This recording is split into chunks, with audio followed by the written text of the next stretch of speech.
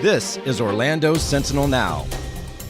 Hello and welcome. It's Friday, October 29th, and this is Orlando Sentinel Now.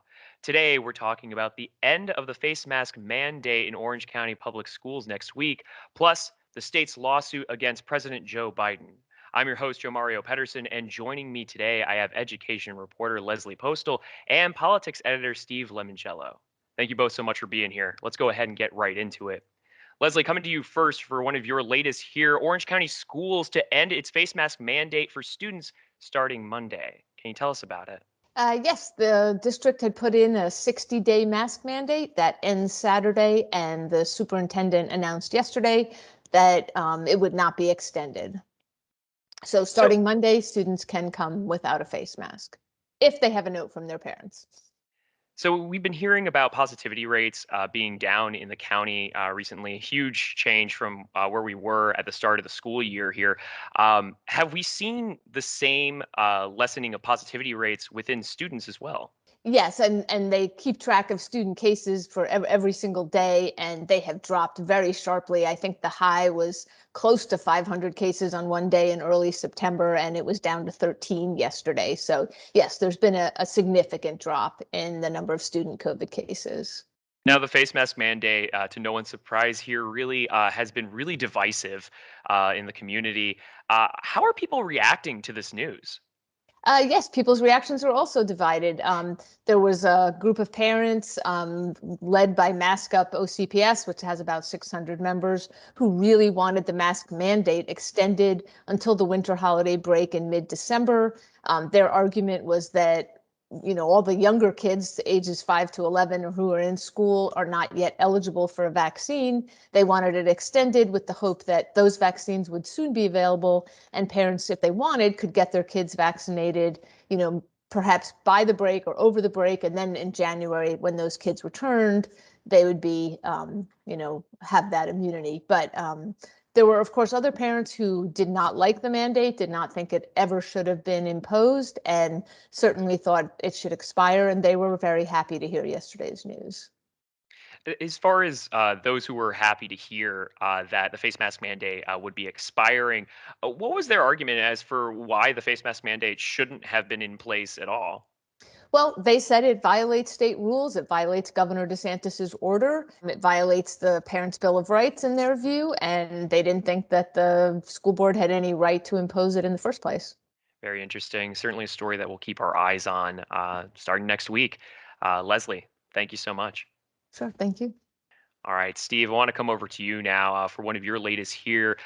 Florida Governor Ron DeSantis sues Joe Biden to stop COVID-19 vaccination mandate for federal contract workers. This, of course, referencing Joe Biden's executive order in September, which I believe does take effect December 8th. So we do have a responsibility to stand up for our authority here to govern ourselves and also make sure that this constitutional system of ours isn't out of whack. If you do this, if you force this, there's going to be an attrition of people. People are going to lose their jobs. They're going to get fired. Others may just voluntarily walk away. That is going to throw a huge wrench into the operations of so many different aspects of the economy. And right now we're in a situation where, yes, we're happy in Florida. People are looking to us. We've done a lot better.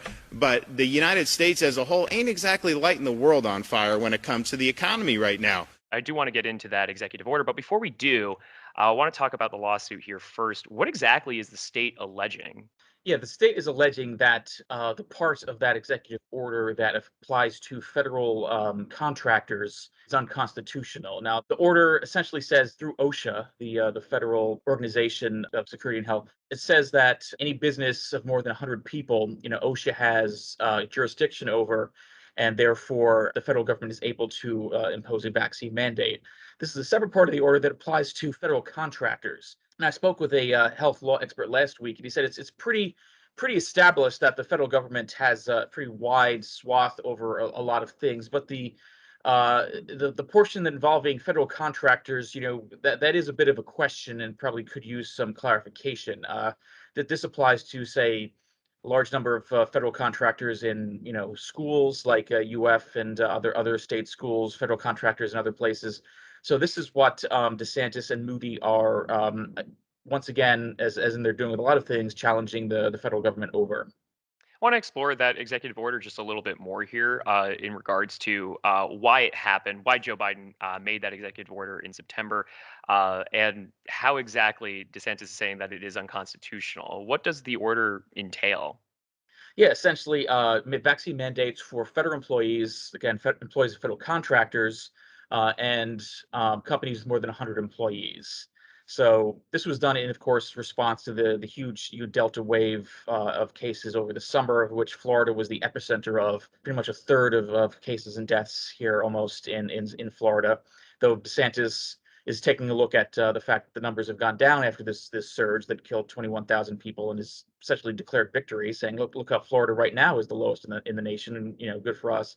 But of course, this comes after 21,000 deaths since July, which was essentially a third, almost a third of the entire deaths since July. And DeSantis has basically been very, vocal in his opposition to any federal imposed mandates.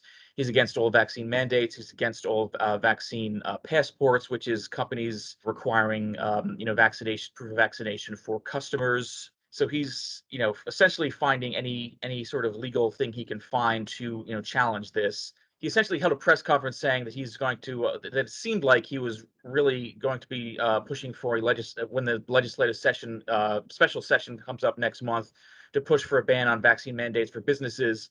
But that's a little more questionable. Like I said, it seems that according to judicial practice, that the federal government has a wide swath of doing this for businesses with more than 100 employees through OSHA.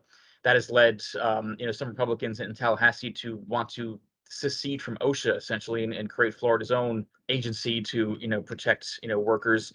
But the vaccine mandate for federal contractors seems to be the most constitutionally or legally iffy part of this. So this is what DeSantis is pushing for at the moment.